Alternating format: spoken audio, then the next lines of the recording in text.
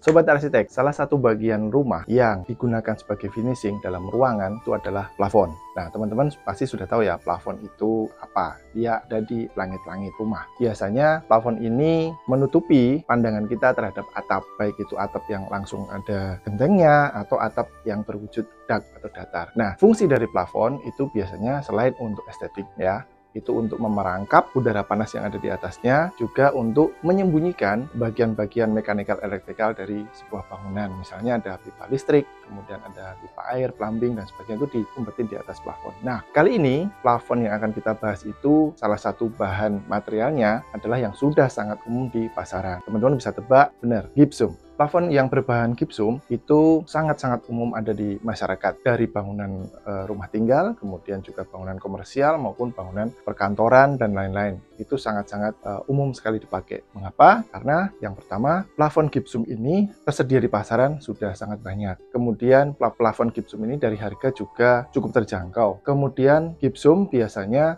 mudah untuk treatmentnya. Misalnya harus ada pembongkaran, dia bisa ditambal. Nah, seperti yang saat ini saya sedang berada di sebuah hotel, plafon gypsum yang ada di ruangan kamar hotel ini menggunakan gypsum. Nah, teman-teman nanti bisa lihat di plafon gypsum ini dibuat berundak atau istilahnya drop ceiling. Style ini biasanya dipakai untuk style-style klasik, Mediterranean, dan lain-lain. Meskipun ada juga yang style yang flat, biasanya dipakai untuk bangunan-bangunan yang lebih modern. Nah, drop ceiling yang ada di sini hanya satu tingkat, kadang-kadang ada beberapa tingkat atau dikombinasikan dengan bentuk-bentuk geometri lainnya. Fungsi dari drop ceiling ini yang pertama mungkin estetis ya, kemudian bisa juga digunakan untuk menyembunyikan lampu. Lampu-lampu yang ada di sekeliling drop ceiling ini biasanya tidak terlihat lampunya, dan umumnya lampu yang ada di sekeliling drop ceiling ini dipakai untuk bukan penerangan utama, tapi ketika misalnya kita ingin tidur, kemudian yang dinyalain hanya lampu sekeliling ini, lampu utamanya dimatikan. Kemudian untuk plafon gypsum sendiri itu pertemuan dengan dinding ada beberapa macam ya, ada yang menggunakan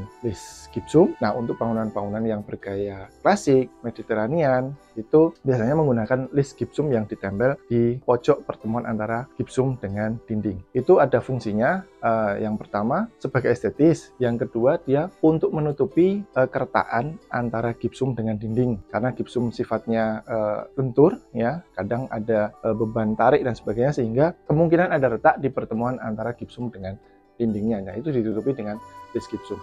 List gypsum ini juga bermacam-macam, bisa customize, bisa request bentuknya seperti apa, karena ini sifatnya cetak. Ukurannya juga macam-macam, tergantung dari desain atau selera Anda masing-masing. Nah, selain untuk menutup ini juga bisa dipakai untuk hiasan semata ya, misalnya dari pertemuan antara gypsum dengan gypsum, atau hanya ditempel di permukaan gypsum sebagai elemen estetis. Teman-teman tertarik untuk menggunakan gypsum di plafon bangunan Anda, di rumah Anda? Silahkan bisa menghubungi Studio Rancang Reka Ruang. Kita akan berdiskusi bersama untuk menciptakan ruangan Anda menggunakan plafon gypsum yang menarik. Oke, salam arsitek.